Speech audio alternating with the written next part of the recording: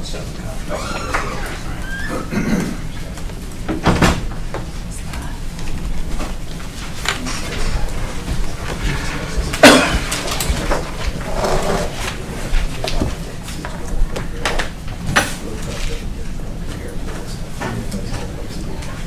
right, hey, good evening, everyone. It's June 23rd, 6 p.m. We have a quorum present, so I call this regular meeting of the Upson County Board of Commissioners to order. We'll start off with the invocation with Reverend Turner, and we'll do the pledge of allegiance.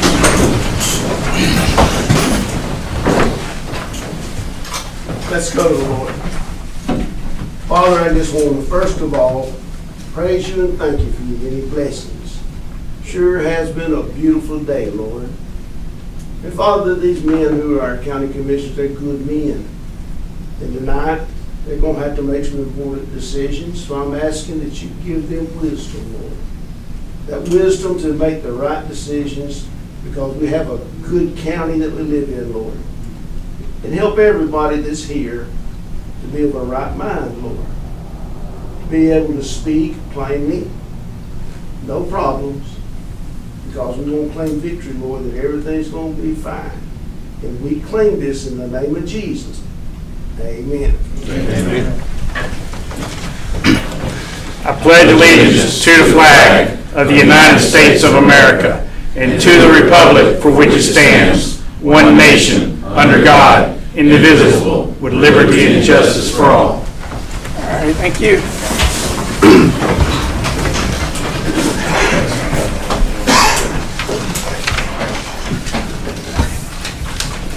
All right, next item is approval of the agenda. I'd like to make a motion that we approve the agenda minus K2. I have not had an opportunity to speak with any applicants, and I would like to do that before I don't think we've had an executive session to even consider.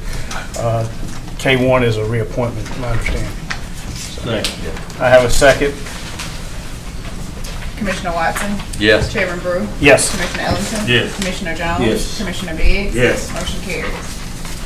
All right.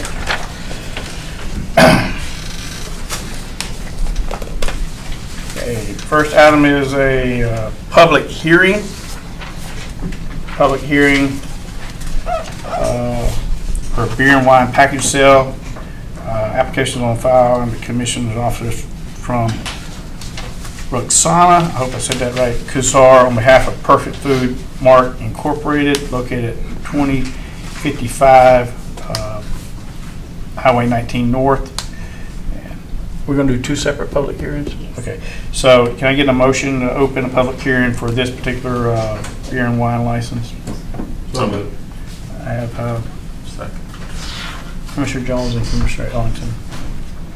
Commissioner Watson? Yes. Chairman Brew? Yes. Commissioner Ellington? Yes. Commissioner Jones? Yes. Commissioner Biggs? Yes. Motion carries. Okay.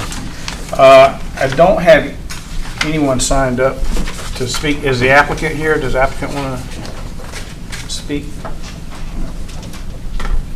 Is that you, sir?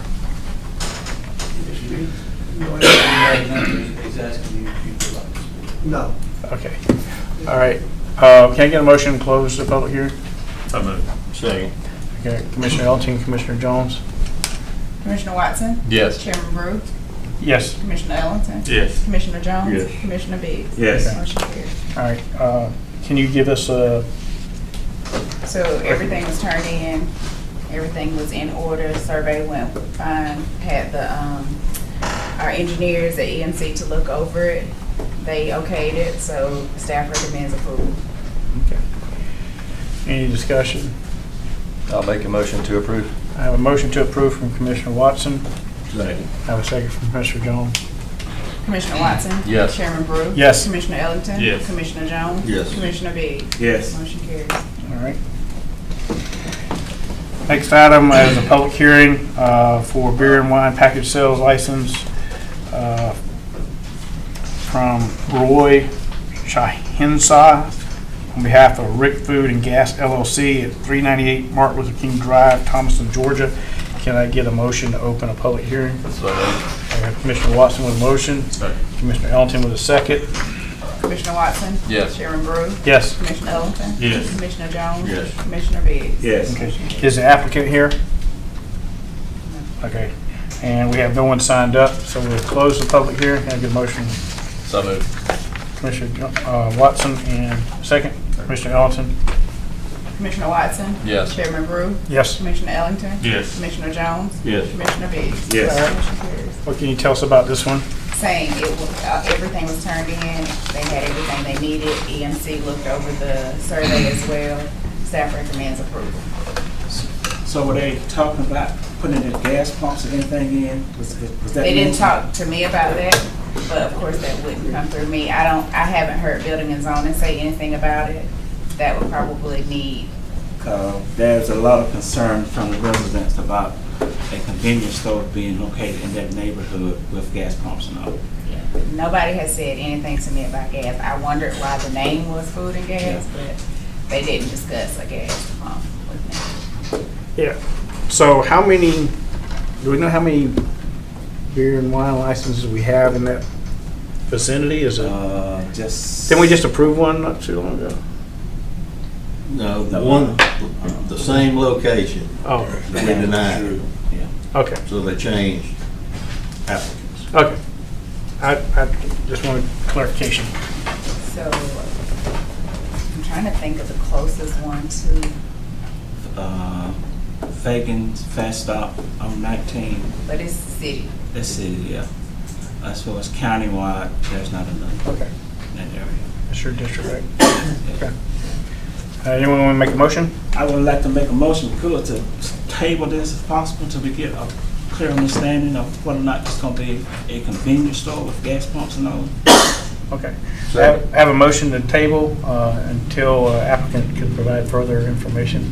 Okay, so just to clarify, we've already had the public hearing, so we won't bring it back as a public hearing. It'll just be for consideration. Pull it off the table. Merger. All right. Do I have a second? I have a second from Commissioner Ellington. Commissioner Watson? Yes. Chairman Brew? Yes. Commissioner Ellington? Yes. Commissioner Jones? Yes. Commissioner Biggs? Yes. Motion carries. Okay, table. Table.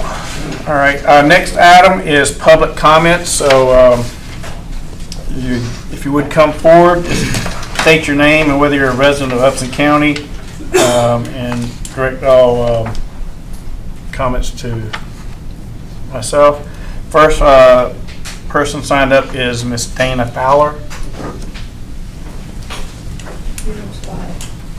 I am Dana Fowler. I reside at 37 East Peachtree Street. I come to you tonight as a concerned citizen regarding the Industrial Development Authority. I don't understand how that entity has as much power to go out and purchase land as they do. We currently have 2 industrial parks in Thomaston, neither of which are full. I would have hoped with the citizens that we have in our county who are struggling just to put food on the table, that we would be good stewards of the way that we spend the money. I'm not saying Thomaston needs industry. I work for Quad Graphics. I'm still employed there. Unfortunately, many of the people that I've worked with for over 39 years no longer have a job. I know we need industry, but we need industry that's going to be a good steward of this community. I don't know what's planned for there. I listened to the Zoning and Planning Commission last week, and kudos to them for not voting on rezoning it to an M2, the Trice property that I'm speaking of. I challenge you to ask the tough questions, and as a community, I feel that we need to understand what that board has approval to do in regards to spending our taxpayer dollars. Thank you for your time. Okay, thank you. Next up, Mr. Rusty Blackson. Good evening, Mr. Chairman and members of the board. You may call me a crazy old senile old man, that's fine. You're gonna say I'm chasing a giant that doesn't exist, but yet it does. 2 weeks ago, I sent out messages to 4 of the 5 members on the board. Mr. Watson, I'm sorry I didn't include you, I didn't have your contact information.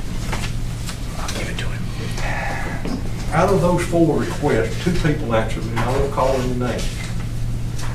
One commissioner that I was questioning this idea about said we already have one in place. The other commissioner says, I will not support that. I was asking for your consideration of a moratorium for 12 to 24 months on data centers.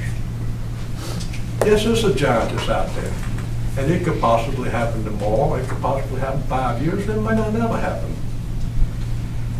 But I just can't understand, this relates back to Ms. Dana also, of IDA. I understand that function, I served on that board.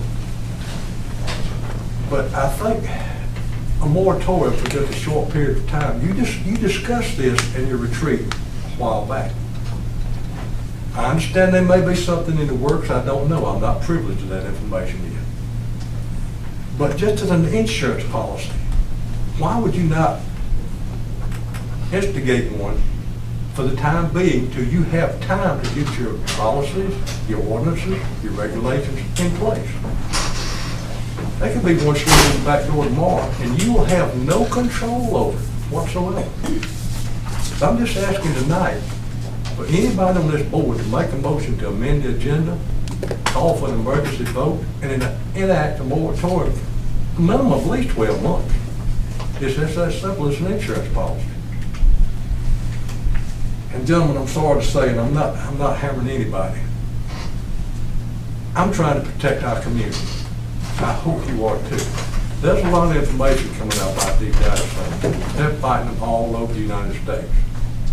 The information coming out of how they affect your health, how they affect the environment, the water, the wildlife, and it's not good. And I just don't want to see that happen in Upson County.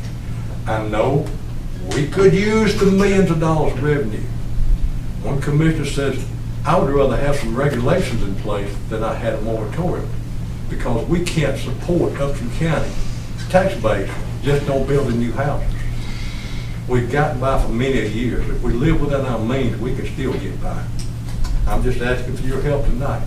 And if you don't agree with that, that's fine. You'll be telling everybody else that you're in favor of it. So make your choice, and I appreciate all of you. Thank you very much. Thank you. Next up is Mr. Reggie Smith. Reggie Smith, 5595 Indian Trail. I reckon I'm here to get a clarification of the term reading. When I was in school, it meant reading something. The last meeting, last month, we had readings of amendments and ordinances. All we had was a public hearing. We didn't read anything. Nobody in the public knew what was going on. We're here tonight for a second reading. I mean, we're gonna read anything, or are we just gonna vote on it and be done with it? I mean, reading means reading. That being said, that's what I understand the reading is. I'll go back to the IDA. I feel like if the IDA wants to build another industrial park, if a veterinarian clinic or hospital's got to be on an arterial road, I think an industrial park should have to be on an arterial road also. I mean, we got a main interest in the industrial park now off of Johnson Road, I think. So, I mean, you don't want to put it off of Racetrack Road. I don't think you don't want that to be a main entrance. Thank you. Thank you.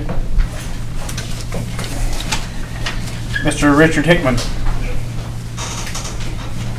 Yes, sir. Richard Hickman, Upton County EMA. I just wanted to let y'all know, the end of last year, we spent $20,000 to install 2 new weather sirens in the Yatesville community.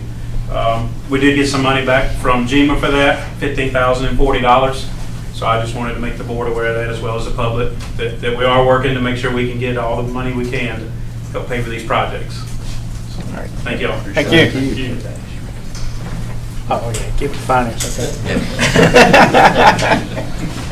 All right, next up, Mr. Todd Willis. Todd Willis, 3490 Yatesville Highway. I'm also here to talk about the truck parking. I didn't hear a first reading either, but I don't own a big truck. Don't own a big truck. Don't drive one. Don't do nothing like that. But I'm here because of what's next. You know, seemed like only yesterday was telling people in the county, you know, if you don't have so many acres, you can't have the 10 chickens, you can't have no roosters. Well, last I checked, I pay my own property tax, and I don't think anybody should be able to tell us that. I think a couple of y'all may not have been on here, but I hadn't seen it come back up to do away with it, so I'm assuming y'all agreed to it. You know, it kind of seems like we're in the boiling frog thing, right? You throw us in a little bit of water, and you do turn it up a little bit at a time. We don't even know we're boiling. But that's the main thing. Just, you know, if you're gonna tell me what I can and can't park on my own property, I think you ought to do away with property taxes. You know, that's just me, though. It goes back to if you don't like what I got in my yard, don't look. And you're supposed to keep your eyes on the road and hands upon the wheel, right? When you're driving, but that's it.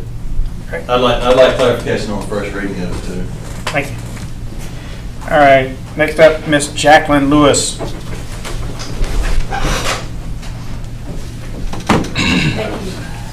I just wanted to, and I'm glad he's here, Richard Hickman, I wanted to thank them because a couple of, maybe a month or so ago, we had a tornado that come right down Pickard Road, kind of scared the snot out of all of us.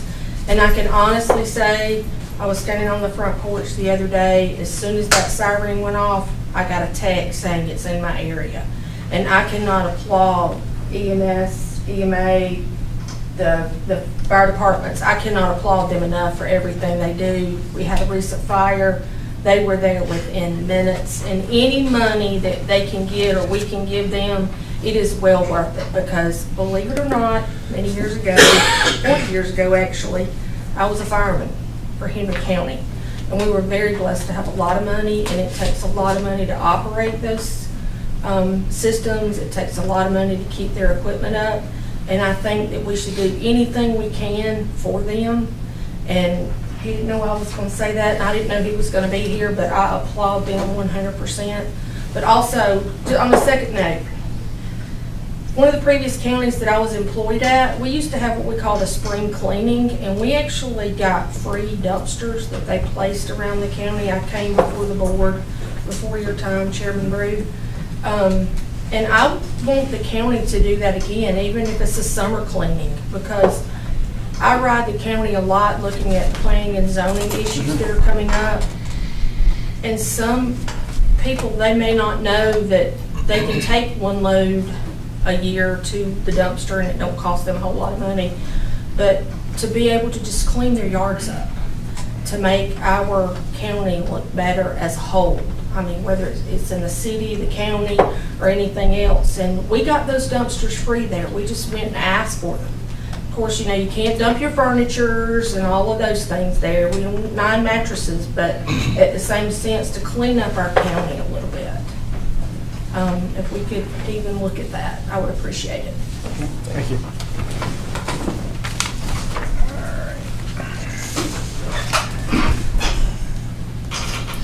All right, next item on the agenda is the consent agenda. Approval of the May 26, 2026 joint project meeting minutes. Approval of our regular minutes from that day, and approval of resolution 10.2026 updating the organizational chart. All right, do I have a motion to approve those items? Mr. Chairman, I got a question about the organization. Okay, yeah, I'm pulling it up right here. Yeah, go ahead. All right, it looks like we still show a position. Are we holding that position? Or we just keeping it in a chart for communications officer? I thought we agreed that we were just gonna forego that. Yeah, where you at? I mean, I didn't remove it just because it's Right, been so right. much back and forth about it. If y'all make the call, I can update that and take that part out. Yeah, I think. I know y'all had different conversations about it, so. No, I think we're good, right? Yeah. Yeah. You would take it and announce, you mean? Yeah. Yeah, I think it's fine. Yeah. Where is it? I honestly didn't even see it on there. I don't see it still. I got my glasses on. I don't have my glasses on, but I'll put them on, but it's on there because I saw that. Yeah. That's fine. Oh, community engagement. Okay. Mhm. Okay. All right.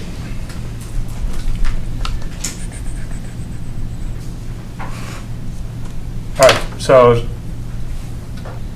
are we good then?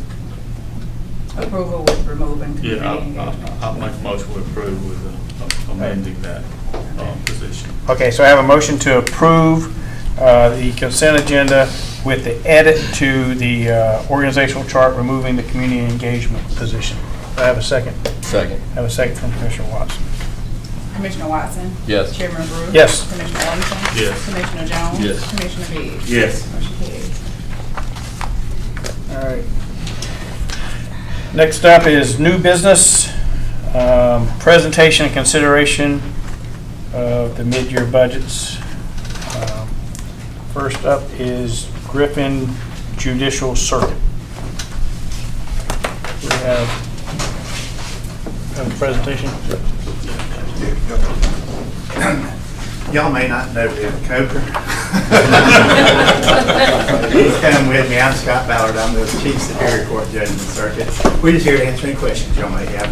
This is not really mid-year for us. Yeah. We have to submit budgets for 4 counties that operate on different fiscal years. So this is the budget that we're in. I think we kind of start in July 1st. So this is our budget for the whole year beginning in July. Did y'all have any questions of us? I just want to ask the question, and I mean, I already know the answer to this question, but for the courtesy of the public that's here, can we talk about what's going on with juvenile court? Sure.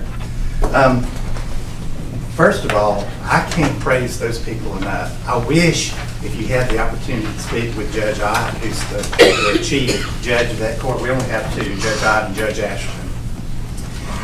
I can talk with him for 20 minutes and come away feeling like I've been to a revival meeting. It is absolutely amazing the passion that he feels for kids and families in this circuit. And he'll tell me about the lack of state resources, and it's ridiculous.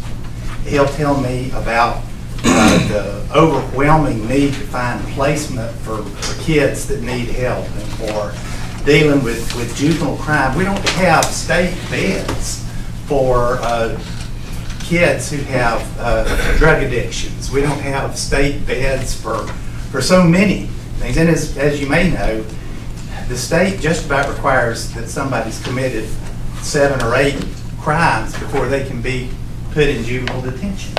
So their hands are tied so significantly. So what they've done is they found volunteers who will have programs that they use to help the community. And several of those are in Griffin. I don't know where all of them are, but they'll take, there's this one guy who used to be a wonderful pitcher. He blew out his arm, and so he became a millionaire instead in trades. And they'll send 15 boys from juvenile to him, and they can shadow him and be apprentices. The next thing you know, they've got their licenses, and they're able to make a living. And he does that.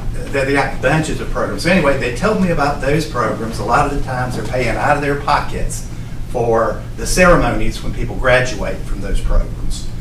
They found that if you have food, the parents may come, and you'd think the parents would want to come, but food draws them there, and they want the parents there. They're pulling out of their pockets for that. And then what he told me was when the state changed the way you pay Superior Court judges, the amount that's taken out for our pension plans went up. And even though the juvenile court judges are paid significantly less than us, they still have that deduction coming out of their pay for time. So they were looking for some need for some income. We did a study. Actually, somebody else did the study, and I got my hands on it. It was the salaries for all the juvenile court judges across the state, and these 2 were lagging behind. And so we met, the 5 of us as Superior Court judges, to consider the budget that we were going to submit. We felt that it was in the best interest of justice to give each of those 2 judges a $15,000 raise. That would be, of course, apportioned among the 4 counties in the circuit. And so that was the majority of the increase for the juvenile court, was that. Did I miss anything? Can I ask a question? Did the allocation method change as well? Didn't it used to be on population and now it's on caseload, and we have a lot of cases in there? I think that's still up in the air. Okay. There needs to be an intergovernmental agreement There's one that's been drafted, it's been circulated among the counties. The big fight, if there's going to be a fight, will be among the counties as to whether you allocate how much you pay toward our budget or based on population or based on caseload. Okay. And of course, that's always been an issue, and it differs a little bit. I don't know that for y'all it's going to make much difference. Yeah, It's a big difference. Does Big it? difference. Does it? Well, for the juvenile. Oh, for juvenile court. So I don't think, from what I saw, me looking at it from on the Superior Court, it was that big of a difference, but this jumped quite a bit Yeah. on the juvenile. From the Superior Court side of things, it does not matter to us how much each county contributes. We want it to be fairly done, but that's a subject of discussions for an intergovernmental agreement that I understand. I just went to Spalding County last week. It's my understanding they're going to talk about that early in July. I would have rather that everybody had come to this agreement before now, but that'll be how that'll be determined. So you could have that still, if much. you can convince the other counties to do it based on population, then that would be the way the allocation down. goes. Okay. Yeah, but it's a matter for y'all to agree upon the other counties. You have a copy of that? Yeah, hadn't it always been based on population? It was based on population up until this year with the IGA that's floating around in different counties. I believe Upson's allocation last year based on population was 11.6%. And this year in the IGA, the proposal that's been sent around, I think Upson's proportion would be 18.2. Yeah, that's what I mean. And the IGA, as I understand it, was drafted out of Fayette, right? That's correct. It was, but just the first draft to get things started, is my understanding. But as we met with the commissioners and the county manager in Fayette, the allocation is something that we don't have a fight in. That's between the counties. And So for everyone's application, so everybody knows what we're talking about, the request from the Griffin Judicial Circuit to us is an additional $35,000 this year, right? More than what we paid last year. That's about 0.3 mils if we're raising taxes. Yeah. So, yeah, it's these 30,000 here, 20,000 here. Next thing you know, we got a mill and we're raising taxes. So what they're discussing is how we divide it up against Spalding, Fayette, Pike, and Upson. All right. Every tax that we deal with is done by population. When we start figuring out how much the city's going to get, how much the county's going to get, it's all about population, right? So Fayette County has 125,000 people. Spalding County has 70,000 people, so there's 200,000 people to the north. Pike don't have that much, right? We got 28,000. So the issue really is how we're going to divvy it up, right? Fayette would like for us to pay more, all right? That's just the bottom line. They have us paying 27% of the juvenile court and 16.4 for Superior Court, right? So that bumps us up $35,000. I don't agree with that. I'm just letting everybody know I don't agree with that. Fayette County has far more people. The circuit is for the circuit, right? They have far more people. They have a much larger tax digest, and they have they have a data center, right? They have, so here's what I'm saying, right? The way it's allocated right now is they would like for Upson County taxpayers to pay a disproportionate amount of taxes compared to the other counties. So Fayette County gets the same benefit of the judicial circuit, but per capita their taxpayers will be paying less for the service than the small county of Upson. So that's where I have some concerns. And maybe it's not with you, but I do have concerns, and we're going to have to nug through this before anybody agrees to paying extra $35,000. And I'll share with you that my staff attorney did some research to see if there's, how this is done in other respects where you have multi-county circuits. And she found 3 instances, I don't know what they are, but in each one of them, it was based on population rather than caseload. Heath, if you want to get that law from Karen, just give me a call. Okay, sure. Yeah, So, and- I mean, y'all have good, robust discussions with them. Yeah. Come up with something that's fair to y'all as well as to everybody else, and then, but we just need to be funded, so. I understand. And again, this is a service, right? The court system is a service, but it's not just a service to Upson County. It's a service to the entire circuit, and we have to make sure we're holding our ground and fighting the good fight. $35,000 is $35,000. I don't know who's got $35,000 laying around, and we have to look at it. Do y'all have plans to meet with any of the counties about the IGA? I have had some discussion this week with Jason about it and was going to discuss with Heath, but it was going to be in the next few weeks for us. I would just say, I think the caseload is crazy, right? We can't plan off of that, right? What will it be next year, right? I mean, it'd be great if, okay, now we're at the bottom, and in some other county, I don't wish a high caseload on anyone else, but I'm saying it could fluctuate insanely, really, right? And everything else is done on population. I'll prepare you for what their Fed's argument is going to be about that so that you can counter it as best you can. Their argument is going to be you only have population figures every 10 years, and so it wouldn't be as accurate as... That's probably to their benefit. Well, sure it is. We're not growing as much as they are. But the caseload figures are posted on the particular website, which is included on the IGA that they're proposing, so that it can be checked every year. Now, those numbers aren't accurate either. I mean, we agree. They're just not. I can remember one time where I looked at the numbers and it said we had like 5 violent crimes in Griffin. Well, I know we had that many in a day. So that was for the whole year. So I know that those numbers are not necessarily accurate either. Okay. So y'all, we just need y'all to come to an agreement about how we can be paid and how we can operate to continue to serve y'all as best we can. We appreciate so much the support we've traditionally received from Upson County. You've been amazing. We appreciate you being here tonight. I just thought it's important that the taxpayers hear from those who are asking for the money and that we talk about what is really going on here, and so everyone understands the implications of what other counties in the circuit, I get it. They want less taxes. Guess what? We want less taxes.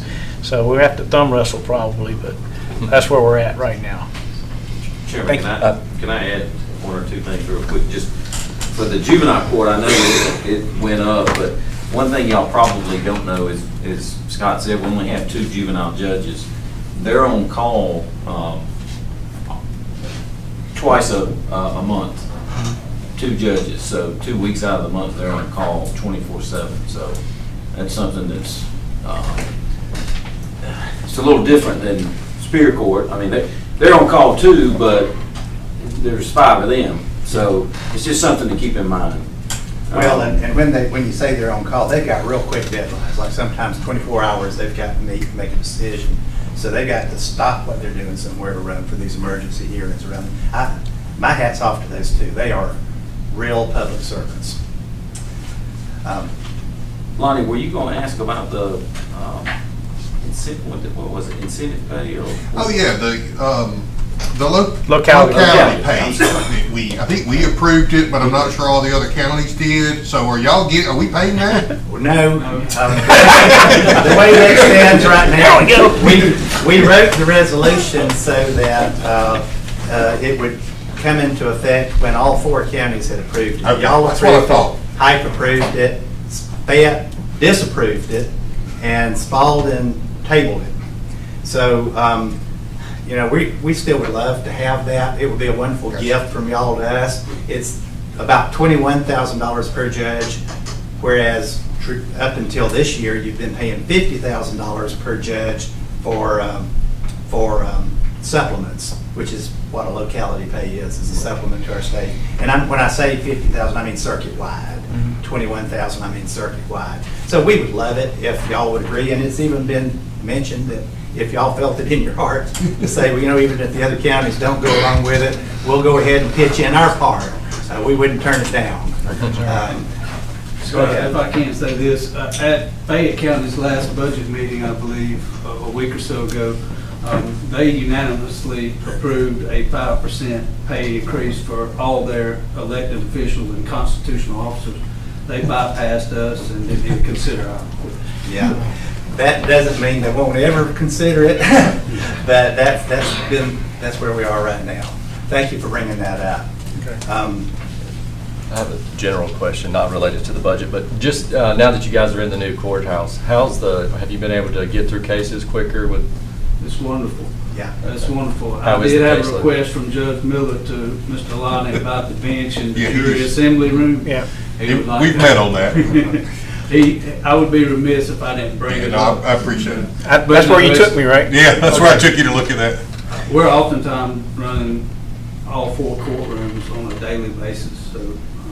It's a beautiful courthouse, and it was wonderful to have the opportunity to have it. And yes, sir, it will very, very be beneficial to us in getting rid of cases. Yeah, which that benefits our dollars that are, holding inmates in the jail. So. Well, and especially when you consider how many of those people in the jail have mental issues. We got to move them to the state, let them be their problem, Yeah. And this really helps us in that regard, and I can't thank you enough for biting the bullet and doing that. We appreciate your time tonight. All right, thank y'all. Thank you. All right, next up is the district attorney. Good evening, everybody. Good evening. My name is David Stoddard. I'm the acting district attorney for the Griffin Judicial Circuit. We've submitted our budget, and I would imagine you are going to have questions, as it is a little bit more, I think, aggressive than what's been submitted in the past. And I appreciate very much Judge Ballard sort of teeing up our argument for us relevant to this.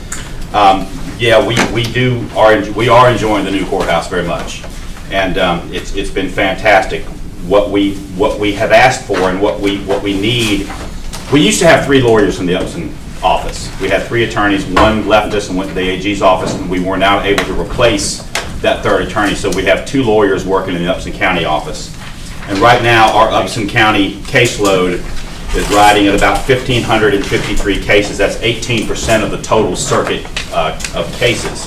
Of course, Spalding County leads the circuit. Fayette comes in 3rd, and Upson's Upson's in 3rd. So what we are asking for is for Upson to fund a 3rd attorney in that office. What that would do for Upson County is it would actually, in the long run, save money. You hit on it, Chairman Watson. Sheriff Kilgore and I talk frequently, and one of the things that he is concerned about very often is getting folks out of his jail. And I accommodate him as much as I can by trying to do things that's within my power to get them out. And oftentimes that is to agreeing to bonds and to coming up with other ways to get low-level offenders out when we can. But the best way to get those people cleared out of that jail is to get cases moved and get people moved to where they need to be, and that's generally the state. Get their cases tried, get their cases pled. We've got probation violation cases. There's a lot of low-hanging fruit that we could plow through and get handled and get people out of that jail. We simply don't have the power, the manpower to do it. Judge Ballard talked about it, or Judge Coker rather. Oftentimes we've got 4 courtrooms going. And not only does our Upson County office deal with the Superior Court cases, we also deal with misdemeanors because there's no state court here. So my prosecutors are dealing with misdemeanor cases also. And we also deal with, we talked about juvenile, we also have a dedicated juvenile prosecutor that comes down here and helps out with juvenile court cases. So we're endeavoring to put on a 3rd attorney to do simply that. I've got two attorneys right now, both assigned to a courtroom. A 3rd attorney would be in a position where they would float, they would start culling through this sort of what I call low-hanging fruit, the stuff that we just don't have time to deal with because we're preparing for major felony cases that we're trying a lot now. So that would help us in that regard. It would clear out some of the jail population, and Kevin Office, who's our senior, he's one of the senior assistant district attorneys in my office, but he's also my chief financial officer. He's got the numbers, he's run numbers, and he can sort of give you an idea of what we're looking at relevant to savings to the county, relevant to getting that jail population down. And the other item I think that we've asked for is some help with the Upson electronic evidence collection system. This is a system that everyone is going to now. The other counties have adopted it. Police agencies love it. We hate it. I'll be perfectly honest with you. It's labor intensive for us. To sort of put it in terms that maybe we were more familiar with in sort of, I'll say, the old days. I'm talking like 2 years ago.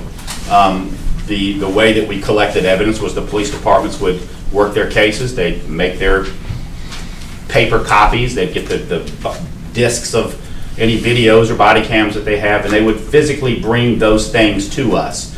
We would put them in folders, we would categorize them, and then we would make copies of that stuff and physically give that stuff to the defense bar. Now there is this electronic evidence collection system. Upson just happens to be the leading one right now that everyone's going to, but there's several of them. What happens now are police departments are uploading all of this evidence electronically. It's coming to us via these Upson computer links. We're getting inundated with this stuff. I need someone almost in each office just dedicated to cull through these. You might have a case where you have 15 Upson links. When I say an Upson link, each link links to a particular piece of evidence. So you may have one with 15 or 20 Upson links. You may have one with 200 or 300 Upson links. And oftentimes in a homicide or a serious felony case, a violent felony, you will have perhaps 300 photographs that the law enforcement folks will take on a scene.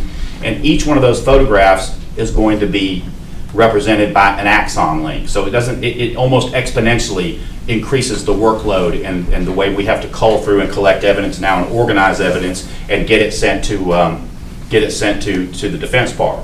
So if I understand this, and Kevin can may be able to talk more about this than I do, but my understanding is that we've also asked Fayette to sort of chip in for this, and I think Spalding and Pike are currently paying some money into this to help with the system, and we're asking Fayette and Upson to help us with that as well, so we can fully implement the Upson evidence collection system in all of our office, particularly the Upson office, because that's coming.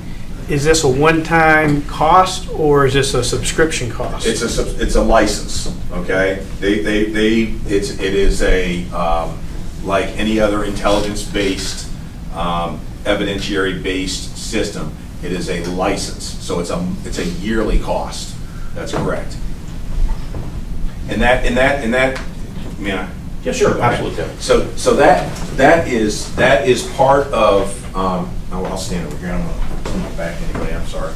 So that's part of the challenge is, and this is the reason why we kind of broke it out for 4 counties. Okay, the fee or the license fee here is for the number of people that use that license. So it's less here than it was for Spalding or for Fayette. Okay. The reason is because there's more people in those offices that are going to be using the system, and you'll see, as in the caseload breakdown, that we're having the same issue in Spalding County and Fayette County. We need more attorneys. 3,500 cases in Spalding County. We've got 1,500 here, but those are just cases that are open. Those aren't including the ones that we're already working as well. So my point is that there is a lot of data that needs to get out. That Upson fee is a license fee, that's a yearly fee, and it's to support those investigators in that office. I want to make sure I'm answering your question. I understand that. I'd be curious as to what is the definition of a case, right? Because we just heard Judge Ballard say you have these cases and these numbers aren't right. And of course, we ask we asked, what's the, our people, what's the case number, and it didn't match. So like, when we start breaking things down by case numbers instead of people, I think it's very suspect. A case is defined generally, well, not generally, the way I define a case, and our office defines a case, is once a case comes to us, once there's an arrest made, a warrant goes to magistrate court. Once that warrant comes up to our office, we open the case. So as these warrants come up from magistrate court, we open the case, we assign a case number, a judge assignment is made, we start building the case file. But that's the birth of the case, and it remains an open case until such time as it's either pled out, disposed of at trial, or otherwise. So that's the life cycle of a case. So when I say to you that there's 1,500 and some odd open cases in Upson County right now, that means there's 1,553 cases that's matriculating through the Upson County District Attorney's Office right now. That's what we have open and what we are working currently in the office. There are cases that continue to come into magistrate court and continue to come up. That number probably changes every day and is generally going up. Now, when we have a 2-week trial calendar, that might tick down a little bit because then we're disposing of cases. But a case, I hope that answers your question. For me, that's what defines a case, an open case. So your case numbers are different than the court system case numbers? Yes. For an example, so our case system, and I'll just use this as an example with the average number of inmates that are housed here in Upson County. And this is where we're going to get to kind of number crunching and return of investment, okay? If the county, per the sheriff, is averaging 148 inmates per day, those are actual bodies, right, that we are feeding in jail, 148 on the average. At $70 per day, that's the reason why you're seeing, and do you guys have you can probably look at it in the handout that I gave you. You'll see the bar chart as over the last 4 years, how that goes up from 2.9 million to 3.29 million, excuse me. It'll show how that bar chart is going up. Well, it's going up because there's more people that are getting housed, and those arrests and those people that are housed, they may not be, those are part of that 1,500, but they are obviously not everybody that's there, right? So there's a difference in that delta between the two. The important part of that analysis is that if we have another attorney and we can lower that by just 20 inmates per day, at $70 per day, that's a $500,000 savings, which is 4 to 1 on just having another attorney. The key to that is we have to have the ability to do that. And what happens is, and what the state has done, is the state, and we've seen this in 4 counties now, and Judge Ballard hit on this really acutely, the state doesn't have to pay for that. Because as long as they're housed here, the county pays for it. And they're housed here until we can get them passed on to either the state or a hearing where maybe they're just sitting there and they shouldn't even be, they may have had their probation run out. There may be situations where they don't even need to be in the system at that point. But unless we've got the attorneys that are there to address that issue head on, what happens is people end up sitting there. And they wait and they wait and they wait until we can get them on a calendar, or they get put on a calendar and then they can get adjudicated. The point with all that is that if we're in a position where we can cull that down just by 20 bodies, which is a small percentage of the 148 per day, that's a $500,000 savings right there, just right off the bat. That saves the taxpayers their money. So my point is that our business model, if you call it that, is obviously to save money. Now the concern is with serious crime, right? I mean, I know that we've prosecuted a fentanyl murder case here in the county. So there is, serious crime that needs to be addressed, that we need to be focused on for prosecutions. And part of that is being able to get people processed through, get them prosecuted, so that we're doing 2 things. One, we're protecting the public, but we're also saving the public money. We're saving those taxpayer money. Now, the last thing, and I'll be quiet unless I'm asked, is that we all support, obviously, we all support our law enforcement personnel. We are critical to the fabric of the county, of every county.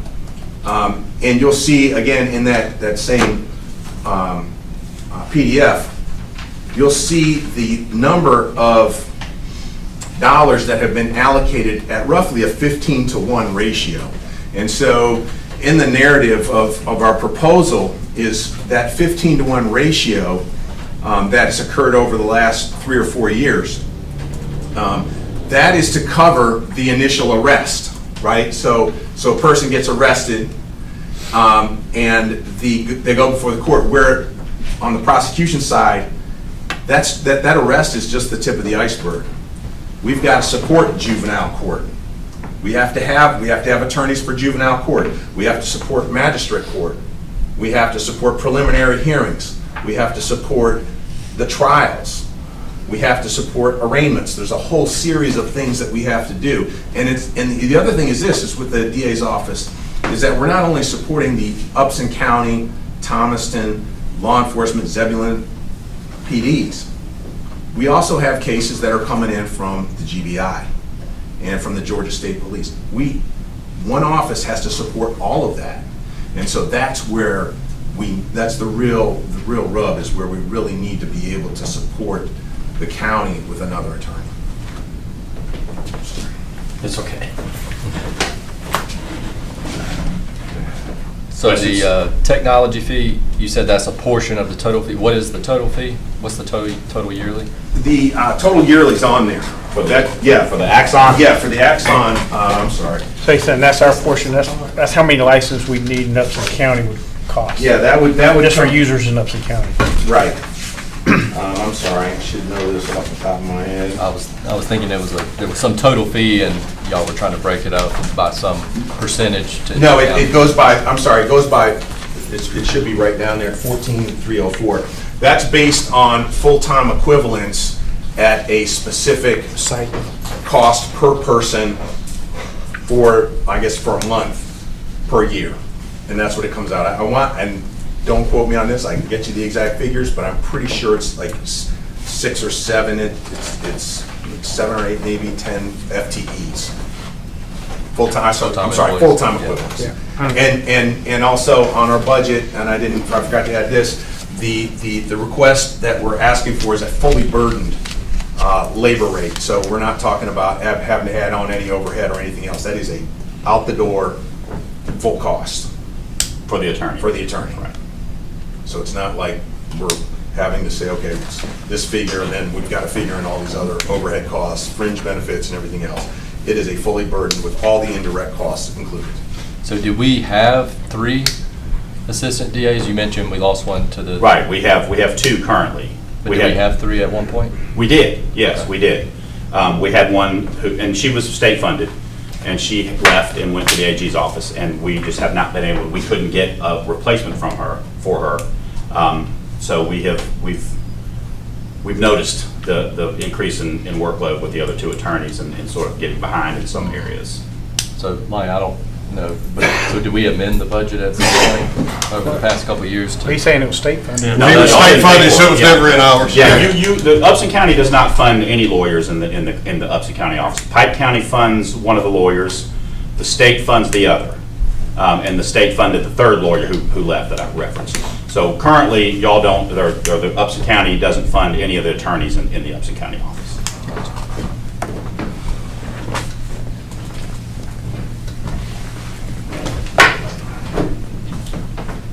Okay, again, just for everyone's edification who's in YouTube land or out here. So what the district attorney has asked for is last year's budget was $494,785, and this year they're asking for $642,089, an increase of $147,304.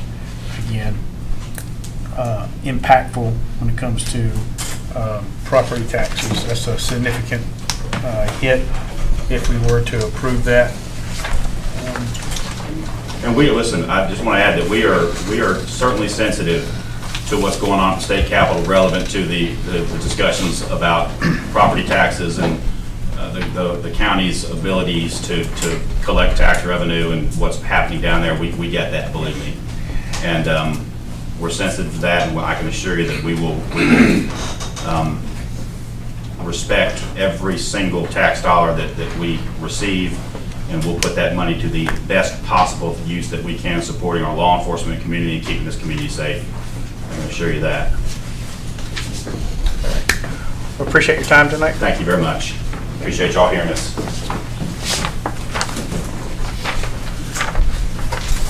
Next up is a public defender. I don't know if we have anyone here. There is no change in the public defender's budget request.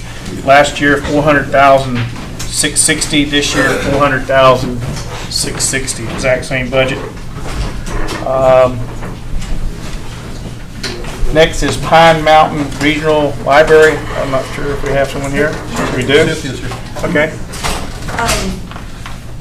I'm feeling pretty good because all I'm asking is for an extra $15,000. So, do y'all have any questions? I know I sent the budget narrative to you all. I do. Okay, what's your question? Okay, so I read through your budget. Yes. I even went by the library today and took a tour. Oh, good. To see, like, well, what are we paying for?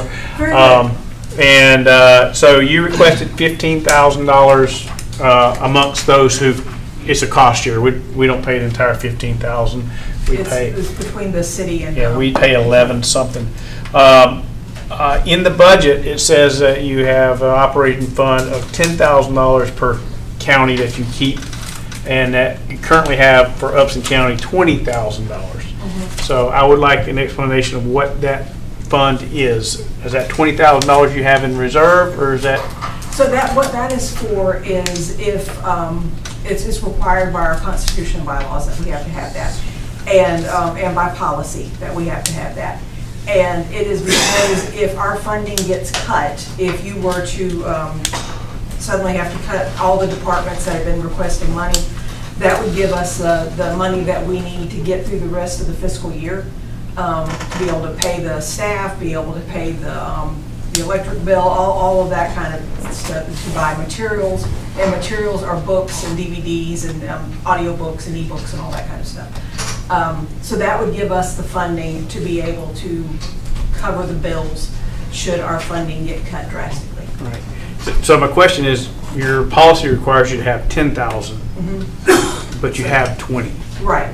And what we usually do at the end of the year is we have a fund, we call it Fund 400, where we transfer money so that we can have that set aside for helping me when I request a major repair and renovation grant from the Georgia Public Library Service, and those grants are funded through the General Assembly. Now this year, the General Assembly voted to not cover any of the requests. I had one for a different county to replace a roof on the library, and so that's going to have to be postponed for a year, and I'm going to hope that they will cover those next year. But that money is set aside into a fund, and in that way, I don't have to ask you to provide half of that. I can have that money set aside so that I can fund those requests for the major repair and renovation grants. That's how we were able to do, we've repaired, we replaced the windows at the library and at the High Tower Library, I'm sorry. And that's how we were able to do that, is I was applied for a major repair and renovation grant, and it was granted because it was for fiscal year 26, not 27. And so I was able to provide half of the funding for that because we have that money set aside. And it is protected in our budget. So it can't be pulled back out. Because I see where you're going with this. You want us to fund that. Yeah, it can't be pulled back out. I don't have any money to set aside. I only have taxpayer dollars, right? Right. So, but those are taxpayer dollars. Yes, they are. Right? All of everything that we get. My salary is paid through the grant from the Georgia Public Library Service, which is the state library, and all of that is tax-funded money or taxpayer-funded money. Yeah. I read through your budget. Again, for everybody, if you can see it. And the 15,000 is going to help fund, in addition to the increase in insurance premiums and the teachers' retirement premiums, it's going to also fund increases for the staff. And just so that it's clear, our branch manager is making $15.75 an hour. That's not much. You know, that's not much at all. The custodian is making $10.50 an hour, and that's not much at all. Am I saying the custodian needs to make $50 an hour? No, of course not. I'm not. But I do think that they all deserve to make more money than that. At this point, a lot of them probably go to work for Dollar General and make more money. Right. Not having as good a job satisfaction because, you know, working at the library is great, but I mean, they deserve to make more money than that. Last year, the budget was $184,136. The request this year from us, from the county, is $195,252 and some change. So it's $11,116.15 increase, a 6% increase is what they're asking for. So I think we got everything. And I fully agree with it. Some of the costs she's talking about, health insurance premiums, right? It happened to the county. It's happening to everyone. It's happening to, you know, the whole world, right? The cost of health insurance is going up exponentially every year. I don't know how we're going to tackle that, but that is a part of what her request is. Another part is the employees pay into, is it the teacher retirement? Teachers' retirement. Originally, public libraries, I guess back in the 50s, was the Department of Education. At some point, maybe in the 80s, it was before my time, they passed us around to a few other departments. We are now in the university system, the Board of Regents, and but we still have the teachers' retirement system because having us in it helps have more people paying into the teachers' retirement for the teachers and for us. So I understand why they didn't kick us out on that, because we're helping them by paying into teachers' retirement. And that also, that is a percentage of the salary. And right now, it's 22.32%. That's what we're paying on behalf of the employee. And then for the health insurance, it is now $23,220 a year. And that's almost the same as the salary for the person, because they're making $15.75 an hour. I have a question. How many employees do we have at the Hightower Library? We have 5 employees at the Hightower Library. There are 2 at the Yatesville Library. And at the Hightower Library, 2 of them are full-time, which for us is 35 hours. They're full-time and they're eligible for the insurance, and they both take the insurance, and they're eligible for the teacher's retirement. And then I have 1 other employee that is eligible for teacher's retirement, and she's in it, but she is not eligible for health insurance because she does not work enough hours. Okay. So the health insurance was $23,220 that we're paying. Now the employee, of course, has to pay their own premium, but that's what we're paying on behalf of the employee. All right. Any other questions from the library? And just, I mean, and you're all aware of this because you're dealing with budgets every day, but book prices are increasing. The e-books are ridiculous because the publishers can get away with it. But all of those prices are supplies. Everything from toilet paper to window cleaner is going up, as you all know, because you're having to fund that in your budgets as well. So our budget keeps getting tighter and tighter and tighter. How come there's no increase to the school board? You would have to ask them. They turned me down because I asked them for an increase and they turned me down this year. Last year they did give me an increase, but this year they turned me down. So you would have to ask them why. Okay. Appreciate your time. Thank you. Thank you, Ms. Hicks.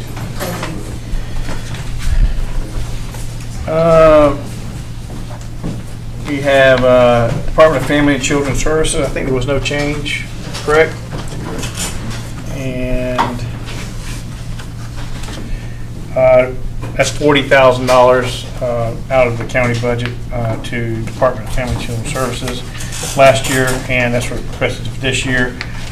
Next up is the Health Department, Public Health Department, right on the street here. Last year, $200,873 was our portion. Again, it's a District 4. There's multiple counties, and it's proportioned, I think, by population. And again, this year, no increase whatsoever, $200,873. So, all right. And that concludes the budget review for this this meeting. Any questions or comments on that? All right. Next item is discussion and consideration of the draft financial statement. Do we need to go ahead and vote on those tonight for mid-year stuff? Typically do. I mean, aren't they expecting to They're vote by expecting July that. 1? Yeah, they're expecting. I think we gotta, we need to vote. Well, I mean, I guess we could table it and just tell them that, you know, I know when I was at the city side of the finance, you just would use last year's budget until you get a new budget approved. yeah, I am. I'm okay with all the ones that had no change. Yes. I mean, really, I'm not okay. I'm not okay with $35,000 for the Griffin Judicial Circuit. I'm not. I don't want to sign up for that without having a conversation with Fayette, Spalding, and Pike, and thumb wrestling, or whatever we have to do. But I think we owe it to the taxpayers to say no at this point. That doesn't mean we can't come back if we, you know, I'm a small guy. If I lose the fight. So. Would you want to approve last year's budgets where they can operate, and then we can circle back around on those, or what do y'all? I mean, we definitely need to go one way or the other. Right. Yeah. Number 4, 5, and 6.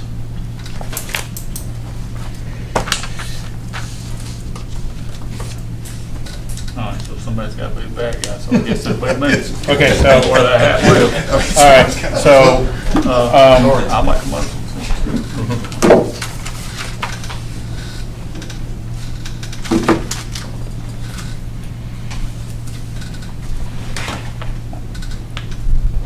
I'll make a motion. You want to make a motion? You go ahead. I'll make a motion that we approve last year's budget amount, no increases for Griffin Judicial Circuit or District Attorney, and that we approve the others that are no change, and we approve Pine Mountain Regional Library for $3,660 increase. That is our portion of the $15,000 once they take out the additional $10,000 that they have in reserve. I'll second that motion. Okay. Any discussion? Commissioner Watson? Yes. Chairman Brew? Yes. Commissioner Ellington? Yes. Commissioner Jones? Yes. Commissioner Biggs? Yes. Motion carries. Thank you. All right. All right. Next up, discussion and consideration of draft financial statement for 2025 audit. Yeah, so I have in front of me, our audit is done, pretty much. They're going through some final things. It needs to be submitted to the state by the end of this month. We have a clean audit report, which means clean opinion. They had no findings. They had no internal control findings. Our financials, they couldn't be at tonight's meeting. They can be at the one in July. I think they want us to vote and accept the numbers at some point in time, but you can do it after the next meeting. I don't know how in depth you guys want to go on it. You've got a copy of it. You can look at it. I could hold a workshop for 3 days on it. We can go through it piece by piece. It's up to you. But we have a clean opinion. Our net position increased in 2025, which means your assets over your liabilities by about $564,000. That's total net position. Our debt went down by $2.7 million as we pay things off. But it has a lot of stuff in here about the economic outlook for the county. You know, there's just a lot of data, so I just didn't know what y'all wanted to go through tonight. Bottom line, clean report. Clean report. No issues with internal controls. No How we're issues. managing money. Exactly. I'll make a motion to approve. I'll second the motion.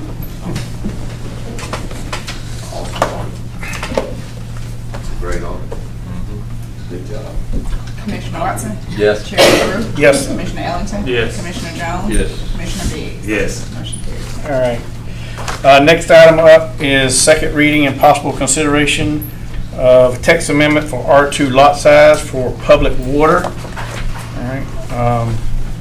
There was some question about actually reading.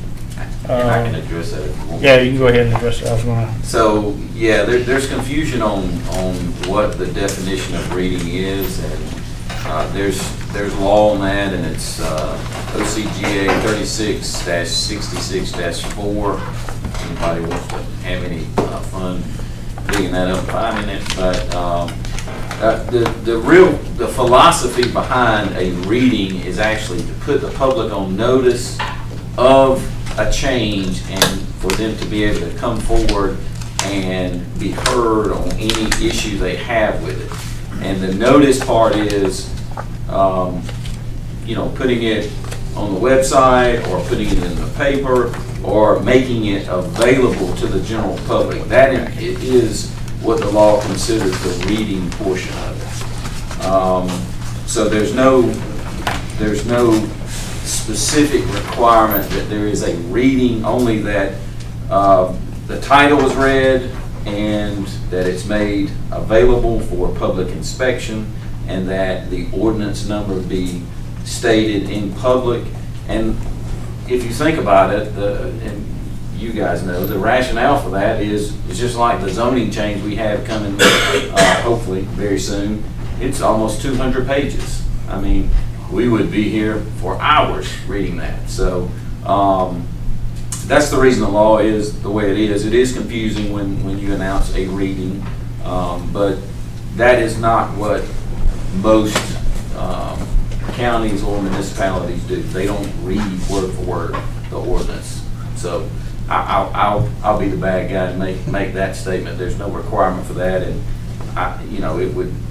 it would bog down government. The key is making it available, so if anybody wants to read it, be able to show up and have any kind of comment towards it. Okay. We typically summarize it for the general public. You guys always have questions about certain text in it, and kind of dissect it in the pertinent parts, but outside of that, we typically don't read it word for word. Thank you. Mr. Chairman, can I say something? And I mean, on this particular ordinance before us right now, this is a text amendment, so nothing changes in the ordinance except for 1 acre requirement to half acre with public water. That's it. The proposed, which we will have to make a decision on. Yep. Change from going from 1 acre. We've been 1 acre since Forever. 94. Okay, so on this one here, I brought this one forward. This is to amend the text for R2 for unsewered areas to 21,780 square feet, 1/2 acre on a lot serviced by public water. On a lot not serviced by public water as specified by the Upson County Health Department, but in no case less than 1 acre.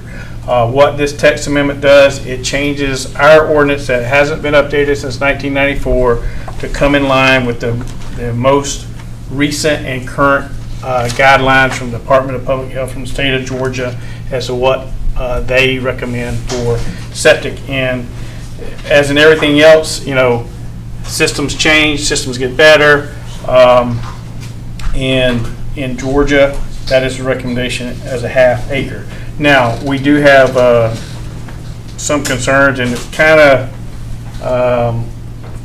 tied to this, but not tied to this, right? Because we do have a development that is wanting to move forward. Our concern with 1/2 acres is how many driveways are coming onto heavily trafficked roads, right? And so,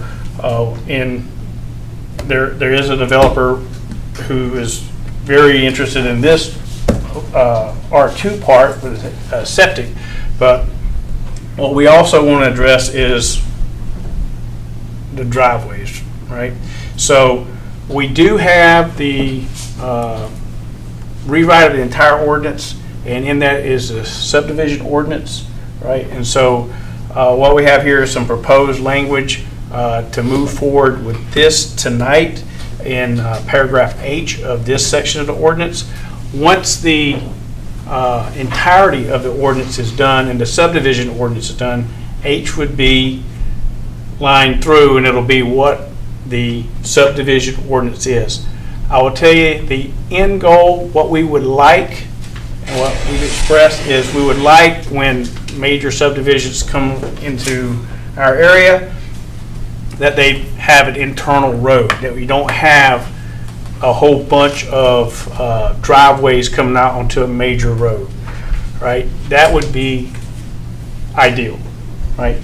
That is not always possible, right? So we don't want to paint ourselves into a corner. We went through a couple of options here. I talked to Jeremy, and the option that I proposed tonight, that would make a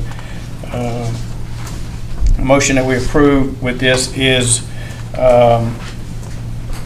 subdivision creating 5 or more lots shall be designed so the lots obtain access from a new internal street constructed as part of subdivision. However, limited number of driveways or shared driveways may connect directly to an existing public roadway, such to the maximum percentages established by roadway classifications in subsection 3.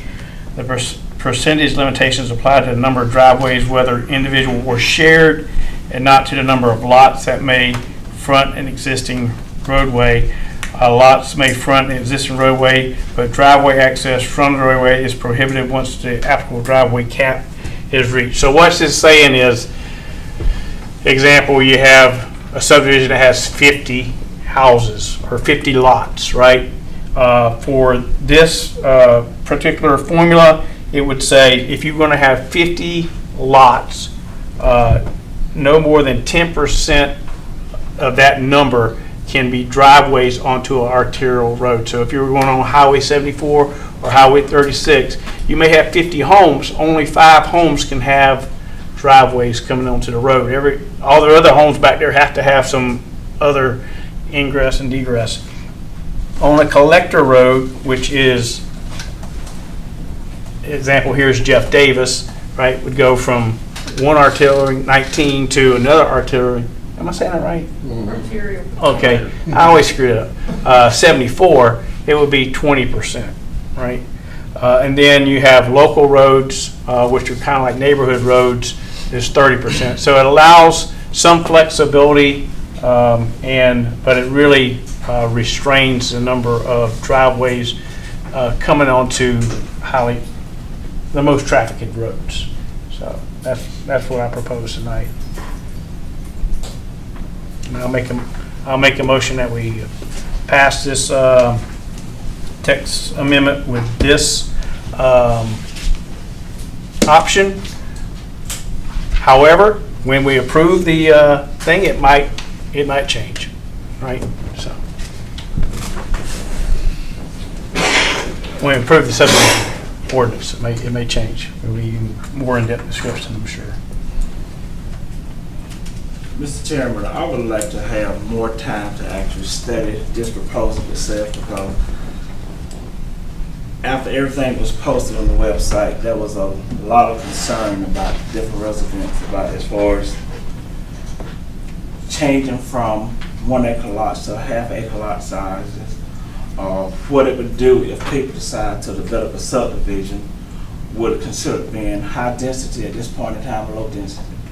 The other concern was that right now, once we drive down Jeff Davis Road, Jeff Davis, to see all those mailboxes, bam, bam, bam, bam, bam, that's a lot. That is a lot. And I don't think the peoples at this point in time are ready to see Upson County turn into Fayetteville. I definitely agree with you on that. So what this does is, if you go down Jeff Davis Road, where this particular proposed development is, it would limit the driveways to half or less than half of what is already there for all the R2 that is there. So, and I'm not sure. So what is that number now? What? That would be like what you and I talked about, where they'd have to have a double lot is 8. Right. So the maximum number of lots they could have 8. Yeah, and I mean, I get this is not trying to paint ourselves in a picture, but like this development is kind of on the table, so we kind of have to look at this as a whole. And for that specific development, I still think this would create too many driveways on Jeff Davis. And so that's my biggest concern. This may be great in certain scenarios and probably covers, you know, a lot of different ones, but this specific development is what's causing me the issue with the driveway. But I agree. I've had a lot of people reach out about going from an acre to a half acre too. None in support of it. So I do have a concern of that as well. And plus, we hear it all the time. A lot of folks say, that's why I moved to Upson County, to get away from the overpopulated areas. So I would just say that the lot size in R2 is a half acre. That's what the ordinance says. It's a half acre lot, right? So what happens now? Not in R. That's in the public health. Yeah. Right. Not us.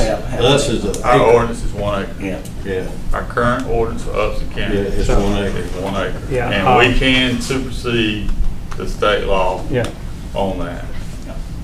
Yeah. Well, it's just a recommendation. Yeah. You can't.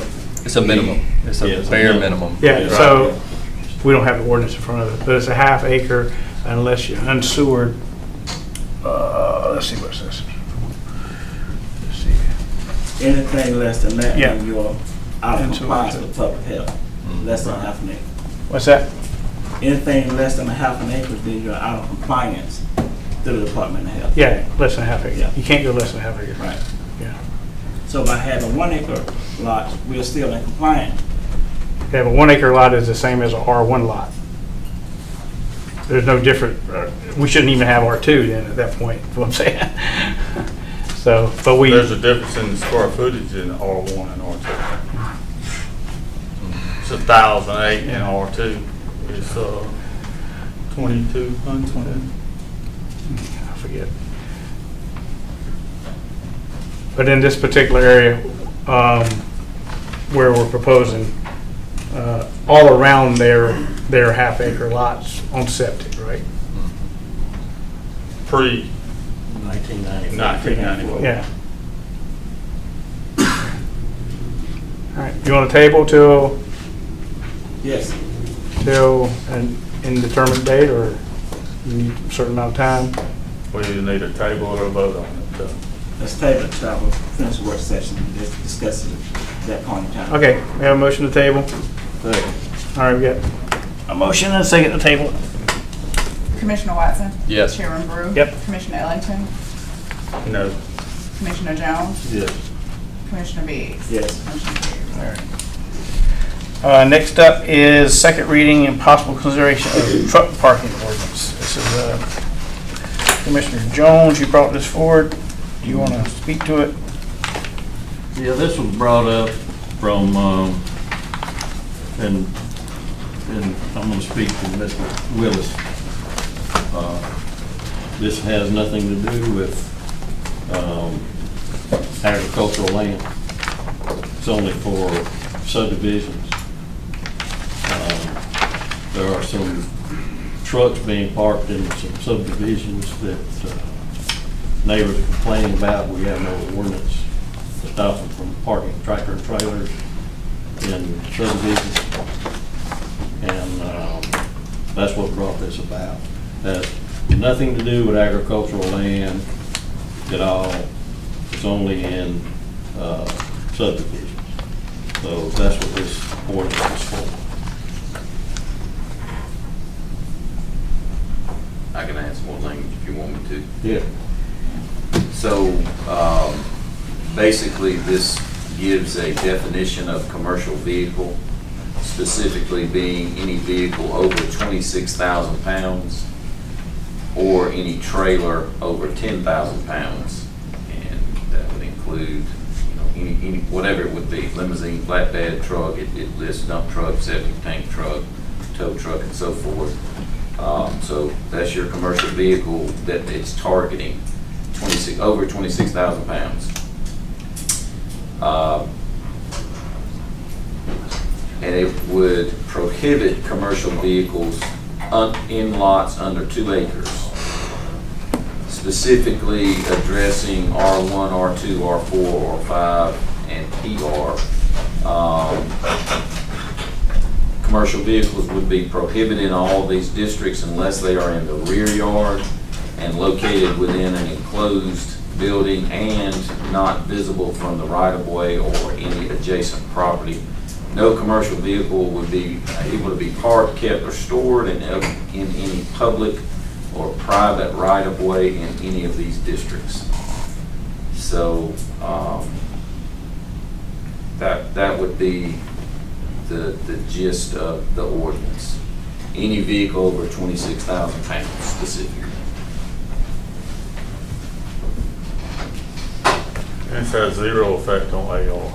Well, unless you're pre-1994, less than 2 acres. Yeah, correct. So,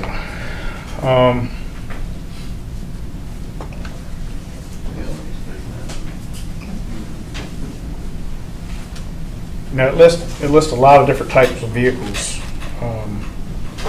The cab on chassis trucks, that's like where you just go buy the truck and then you put your toolbox like an HVAC person or so I would be a little concerned with that one because that's really a pickup truck. Well, the key is the weight, the pounds. If it is a flatbed truck or if it is a limousine, it would have to weigh over 26,000 pounds. Okay. So Yes, that's going to that would categorize be as a bigger truck. Okay. very unique vehicle. And who's gonna actually monitor? Yeah, and that, weigh? yeah. I don't know how we even enforce this, right? Where are our code enforcement people? Who's going to do this? Well, they only going to do it if somebody complains, Yeah, but if somebody complained on me and I showed up, I'd go to court and I'd be like, I can point out 10 other places that this is going on that that aren't getting fined or ticketed. Well, to enforce it, you would have to have, just like the, what's those enforcement guys, you'd have to have those scales or whatever, you'd have to be able to show the weight of the vehicle. Yeah. So you'd have to be trained to do that and have the equipment to do it, to enforce it. Well, I'm not necessarily for this, but I'll say this. All you got to do is open the door and it'll tell you what Yeah. DVWR is. Yeah. So, That is if they have that in there. Some of these trucks don't have. That is if I let you open my door too. They're not DOT compliant if they don't have You open the door without permission, it's B&E. so, yeah, I know this is an issue in some place in the county. My concern is, there's issues in different places in the county, right? If we try to make a law because there's an issue, all right, we're going to have impacts on the second, third order effects. It's going to, things we didn't think about. I mean, you put a lot of time into this, I know, and try to get great detail. But when you tell someone it has to be behind their house, well, I don't know how far their house is set back on their property, and I don't know if you can go behind their house. And then we're telling them it's got to be in an enclosed building, right? So we're like, if you have a truck, you need to go buy a building or have a building erected, so you can maintain your livelihood. It really creates a challenge for a 1.5 acre lot.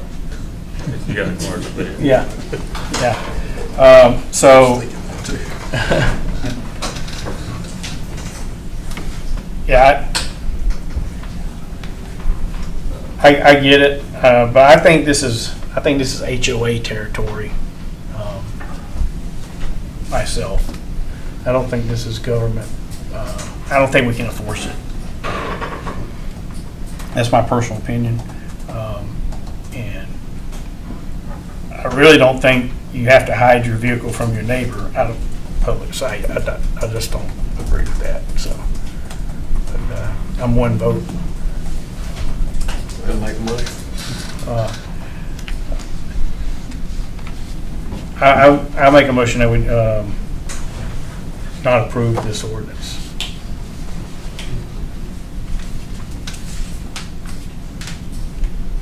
Is there a second? Second. I have a motion and a second. Commissioner Watson? Yes. Chairman Brew? Yes. Commissioner Ellington? Yes. Commissioner Jones? No. Commissioner Biggs? Yes. Motion carried. All right.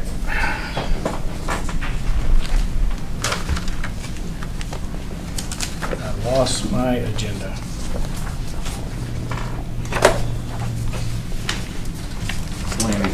All right.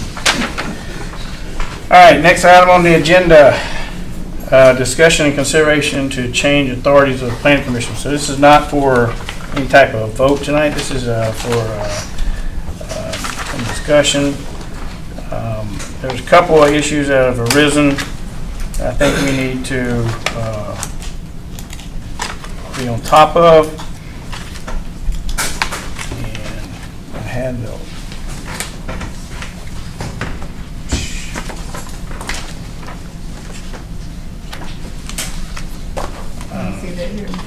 What's that? Okay. So Jeremy put this together. It's proposed, and it'll be a text amendment as well. It would strike authorities that say authorize variances in accordance to procedures specified in section 407 of the county zoning ordinance. That is specifically because last year, went in effect 1 January this year, a variance decision is considered a quasi-judicial decision. The appeal authority for that, according to the state of Georgia, is the Superior Court. And I believe that if something is appealable to the Superior Court as the next level, then that should be something that this board should be deciding and not an appointed board. I also have some opinions about what an appointed board should be able to do to affect people's lives and livelihood. They're not held to account with elections. We are. And so I would recommend that we move variances to the Board of Commission, just like number 9 is already struck. We have already moved special exceptions to the Board of Commissioners. The other thing that is struck is acceptance of applications for appeal of the action of an administrative officer and render official decisions on them according to procedures outlined in 406. What this has to do with is if someone goes into the planning director's office and wants to submit an application and the planning director tells them that that's not in accordance with our ordinance or makes a decision, the way our ordinance is written right now, they could appeal that to the planning commission. Couple of concerns there. One, the planning director does not work for the planning commission. Planning director works for the county manager, who works for us. The other thing is, many of you may know, we put a moratorium in on this appeal process, and the next morning someone appealed water harvesting in our county, and if that appeal had gone to the planning commission, I'm not saying they would have done it, but they could approve that appeal to have water harvesting in AR, which is not listed in our ordinance at all, and that's why the planning director denied it. I don't think we should ever put ourselves in a position where an appointed board could override the decision and authority of an elected board. So that's why I think this is pertinent that we address these in a text amendment sooner rather than later.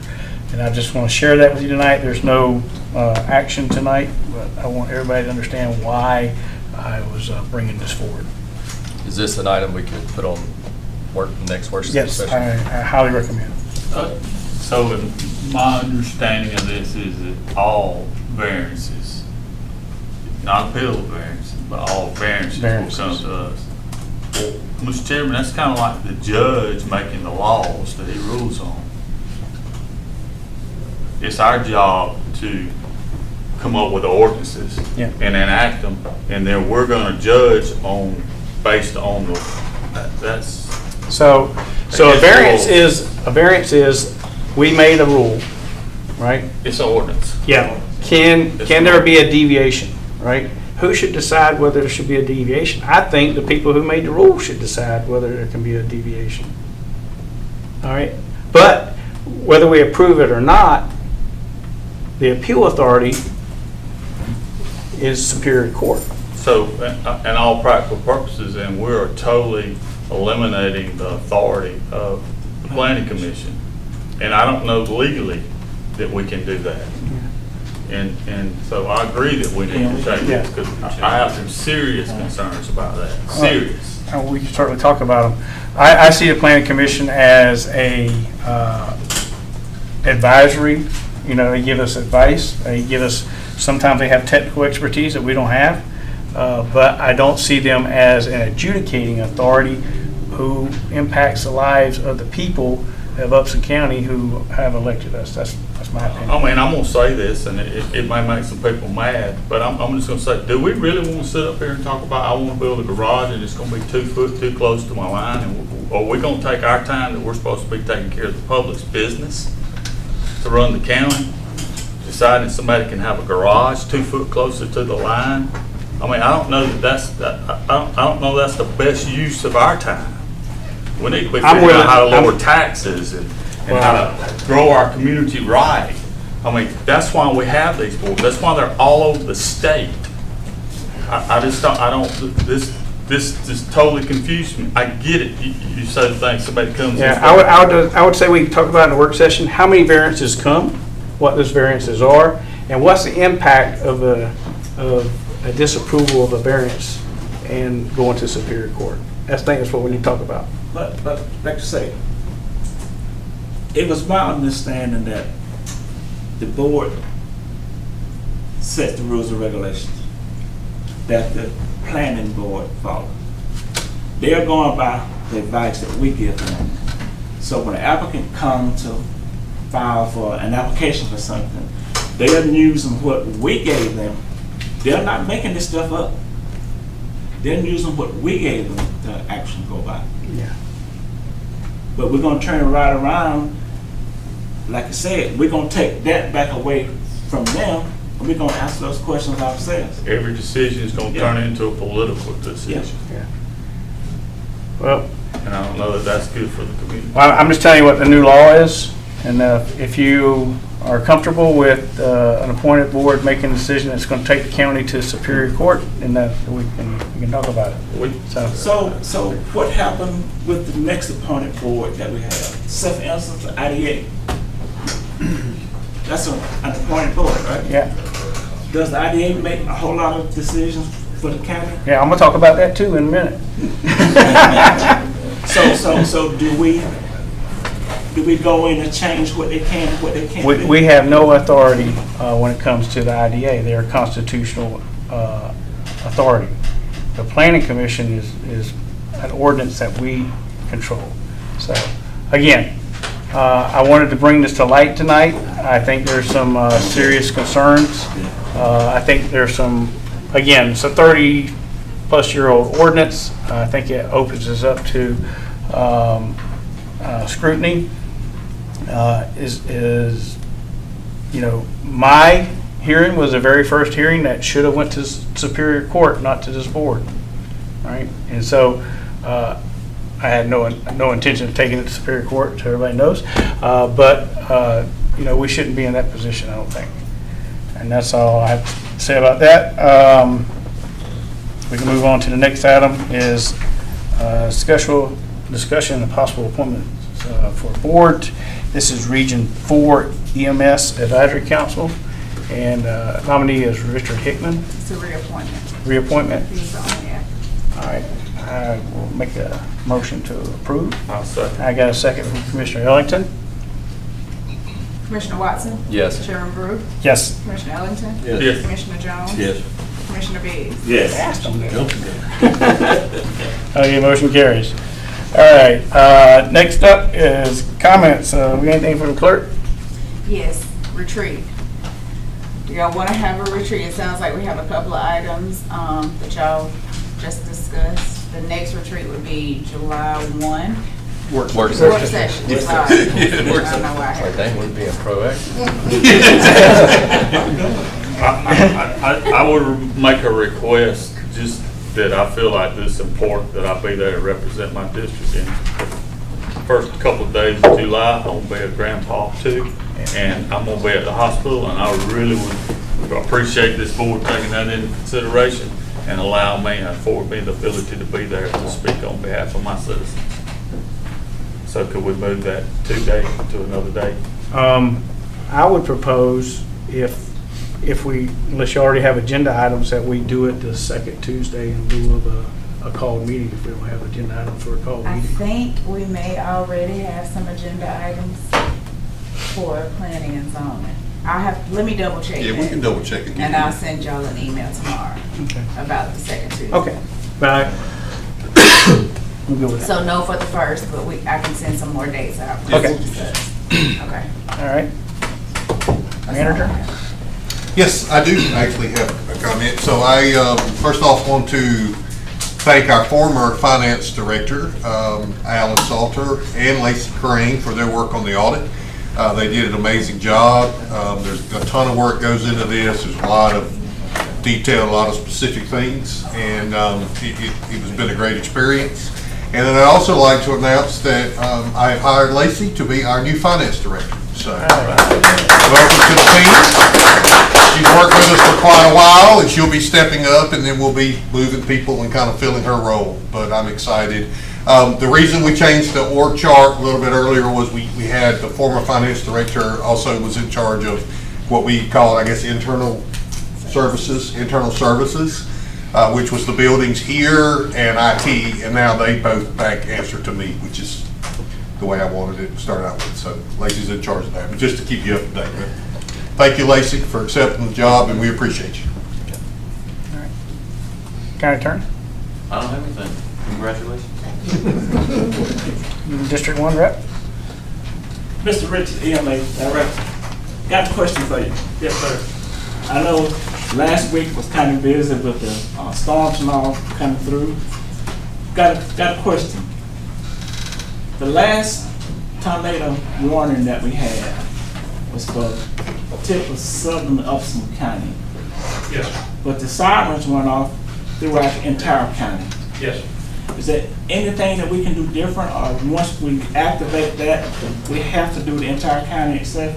We currently have to do the entire county. It is hundreds of thousands of dollars to change that. You never know which way tornadoes go. Yes, sir. A lot of people prefer it that way, so they have a heads up, but I also get a lot of complaints because they don't understand why the siren goes off, but they didn't get a text from our Civic Ready system. So. Yeah, I didn't get Yeah, that. stop cutting grass, go inside. Yeah. Like Wizard of Oz. My second thing, I just want to talk as Chris speaks, not a county elected official. You know, a lot of times decisions are made that a lot of people really and truly don't agree with. Me, if there's any type of decision that I make, it's not based on my personal feelings. I can't be on any board and use my personal feelings to make any decision that's going to affect this county as a whole. So you have to take yourself out of the role as a county commissioner and sit on the other side and say, if I had to make a choice, what would I do? And a lot of times you're going to find, as here tonight, you're not going to agree with everything that's being said. But once we do the right thing, you have nothing else to worry about. Now, when you put yourself back in the seat as a county commissioner and listen to what the people are saying, the decision that you make should be easy. Every decision we make should be easy. Hard decision, but in the very end, we're all looking for the exact same result. We want to do what's best for the people of Upson County. We hear it all the time. I moved from Fayetteville to come to Upson County because number one, it's a good place to live. It's safe. It's nice and quiet. And my neighbors through the woods, I don't hear nothing that goes on over there. That's what I love about Upson County. You know, I live south of town. But when you live in a place and all of a sudden everything around you start changing, then you find yourself asking yourself the question, well, maybe I should have stayed in Fayetteville. Because number one, the population is booming. They're building more houses. I have closer neighbors. My property taxes may or may not go up. But yet and still, I want that peace of mind to say, I live in a nice, quiet community. I would like to retire here. I would like to spend my last days here without worrying about the high density areas of Atlanta and Fayetteville. Number two, but number three actually, when you see all these other counties around us making decisions about data centers and so forth, and everybody getting an uproar, oh, we don't want data centers for Upson County. Sit down and do the homework. Figure out what these data centers are all about. That don't mean you got to vote yes for it, but figure out what impacts it could have on Upson County. Is it a positive impact? Is it a negative impact? Don't just all of a sudden hear one bad piece about something, all of a sudden it's over and done. Give anything that comes down the pipeline that may benefit this county and benefit this taxpayers. Give it the benefit of the doubt until you do the homework. Once the homework is done, then you make your decision. Is this something I want for my community? If so, fine. If not, you let it go. The final and last thing.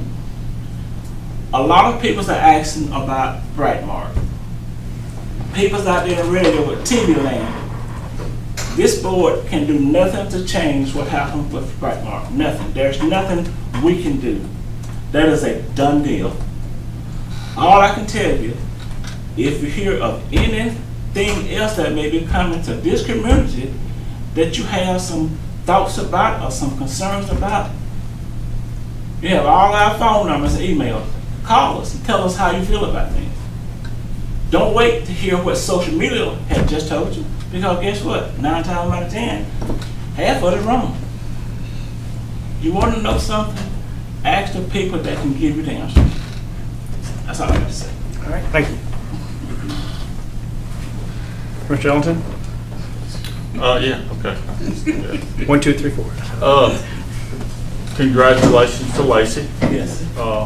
Thank you for stepping up in another role, Richard. That you've been doing, but you wear a lot of hats. You know, I've been doing this a little while, and I don't always get it right. Okay, I don't always get it right. But when I lay down at night and I think about, you know, what I want to see for this community and what I think most of my constituents want to see for this community, and what I want my grandchildren and children to see in this community, is the same reason I'm still here today, and the same reason most of the people in this room are here. I want us to have some growth. I want us to have controlled growth. I don't want to, things that's going to be bad for our environment, things that's going to be bad for our community, then I want to stand with the people of this community and fight against it. And that's, the opinions are going to differ on that. But, you know, I've made this statement several times in the last 2 years that, look, we're attractive. It's coming. We got to determine what we're going to allow to come. if we just open our gates and say, come on in, welcome, I promise you, won't none of us be happy. I won't see that future here for my children. They won't get to have the same opportunities I had here. I'm gonna go ahead and put it out on the record. I am not for super expansion growth. I don't want to see 50 home subdivisions every 3 miles apart. I mean, I just spent the weekend moving my daughter. This is really personal, but moving my daughter from Statesboro, where she went to school, to Savannah to work her new job. And it's unreal.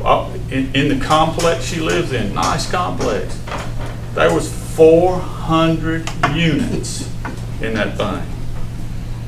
People were in line to dump their trash at the trash compactor. And I was thinking, golly, just get me back home. Get me back home. So, you know, all this growth and expansion, I'm really gonna question everything. I feel like that's what the citizens of District 2 want me, they have expressed to me. And everybody doesn't agree with that, but I want us to have controlled growth. I don't want to be Fayetteville. I don't want to be Griffin. Hey, I don't want to be Pike County. I want to be Upson County. And I think we need to protect what we have. And I'm going to kind of leave it there at that.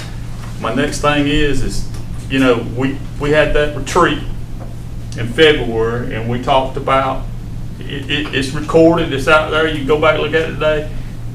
I kept saying, we need a data center ordinance. We need a data center ordinance. We need a data center ordinance. We have one proposed to us. I'm going to request this board, please, let's take that into consideration at this next work session to go over that. I like what I saw. I mean, it didn't hang a sign that says no data centers. It didn't say that. But man, it was a tough ordinance. It was a tough ordinance. And because I think the public has some interest in that. Do I think the majority of Upson County is for or against? I don't know. There's been some chatter. I don't know. There's concerns. We all have concerns. But I think that we need to get this out here and let the public know that we're looking at something, and and we're taking things into consideration. You know, because if you don't have something in place and they show up, and let's say they go to our industrial park, go to an area zone for that there's nothing they make up the rules in. But believe it or not, if you have, I've actually talked with peers in other counties that told me, well, look, we had this ironclad ordinance and they came in, and we thought surely nobody will ever come in here and do what we want to do. And these people have come in, these data centers have come in, and they've done exactly what that county, and that county had some really stiff ordinances. They did it exactly the way and met those ordinances, and they're having zero problems. The problem comes in when you don't have any ordinance. They come in, they show up, they pop the tent, and they go, hey, come on down to Upson. They don't have anything. It all goes here. So I just urge you guys to please, let's look at that ordinance and let's quit kicking the tires and let's get something moving on. It's good for all involved. That's all I got tonight. Mr. Jones. Man, I got some rough people to go past. Congratulations, Lacey. It was a very good choice. She's a whiz with money. So hopefully we can. Yeah, she was given a check tonight. That's right. Yeah. Now you're making money for it. Yeah, that's right. So congratulations to Richard, carrying on. It was just a reappointment, but still, it takes time to do that kind of stuff and be away from family and everything else. But ditto to these two fools right here. I won't call them fools, excuse me. They said a lot, and a lot of it hits home. There's one comment that I want to comment on. is, I've been saying it for 20 years, that you need to know what you don't want. And I do not want to live in Fayette County, Clayton County, Henry County. All these people are selling their land, they're making high money on it. They gotta have some place to go. Now, if they wanna buy, you know, a nice place, but not come down here and start a subdivision.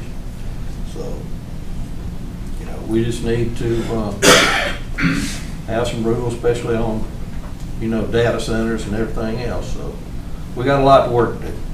That's it, I'm done. All right. A bit of some additional good news as it relates to the rec. I know we all got an email this week, but I believe at maybe the last meeting I mentioned we hosted our first tournament. Well, from that tournament, we were then selected to host an additional tournament for a couple of age groups for softball. That was for like a sub-state all-star, and because of the success of both of those, we've now been selected to host a state tournament, which is coming this weekend for, I believe, 2 age groups of softball.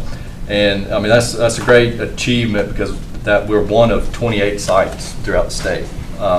And it's going to bring in roughly 1,000 people from outside our community in, which all these people are spending dollars in our community, and it's coming back to us. So I just want to say thanks to the rec staff. You know, all the credit goes to them for making it happen, making it be successful to where they want to come back.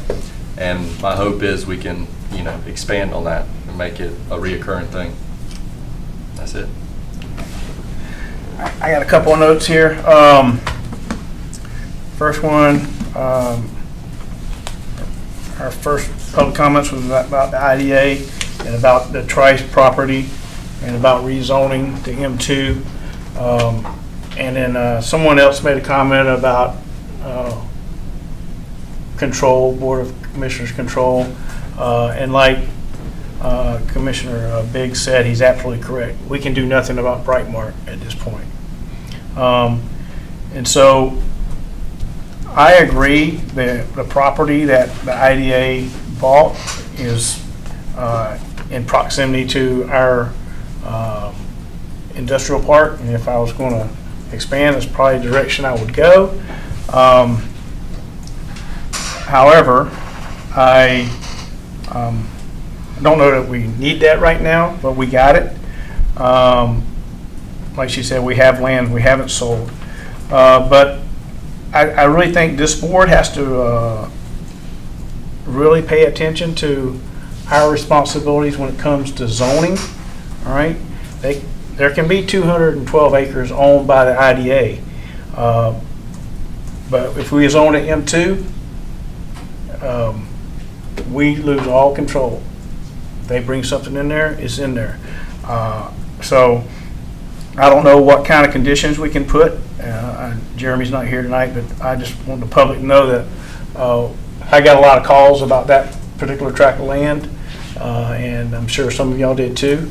And I just think as a board, we need to slow roll this, and we need to understand what a decision will mean and what that does if we just give zoning without knowing what's going in there. I also agree with Commissioner Ellington. I talked to Heath today about our data center ordinance, and that we need to get on that.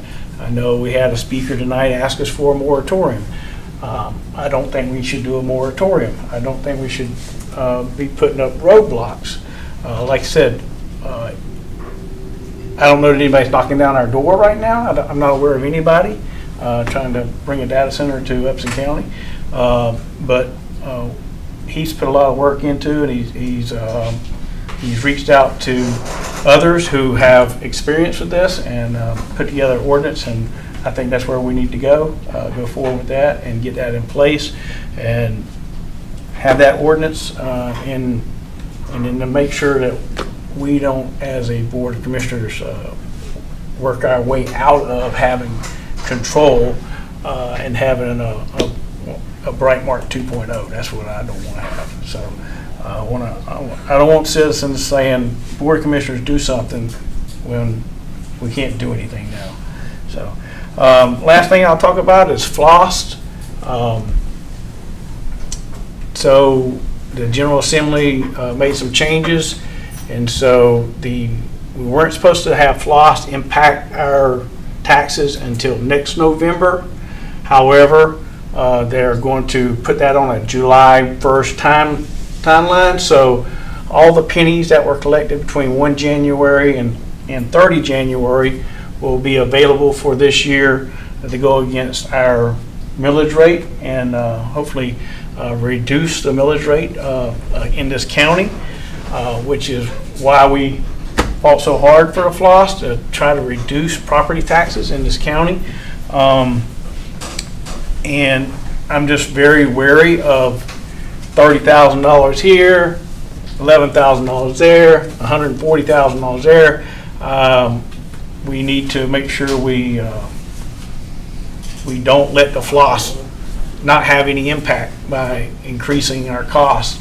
I ran on the premise that I was going to make decisions in the best interest of the taxpayers of Upson County, and that's what I'm trying to do. And I just think we can come back and look at those folks' proposals at some other time, but I don't see any point in approving funds before we have those talks with the other counties. I'm adamantly opposed to caseload being the method of computing. I think population is how it's always been done. Population is how our taxes are divvied up, and I think we should have those conversations and be very straightforward about where we stand on that. Again, I want to thank everybody for coming out tonight and participating in our local government. As you see, some things we can agree wholeheartedly on. Other things, we have differences of opinion, and that is perfectly fine. Everybody's entitled to have their say. We're all elected officials, and we need to talk about things. I think talk about things publicly is the best way to do it. I'm all about transparency and letting people know where I stand on things.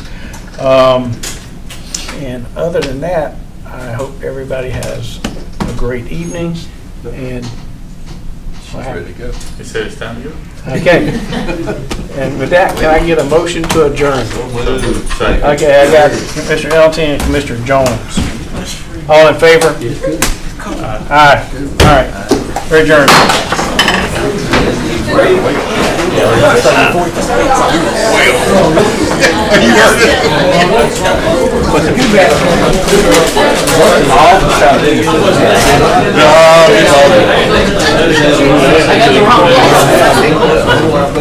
If y'all ain't gonna read this thing, y'all need to change the word.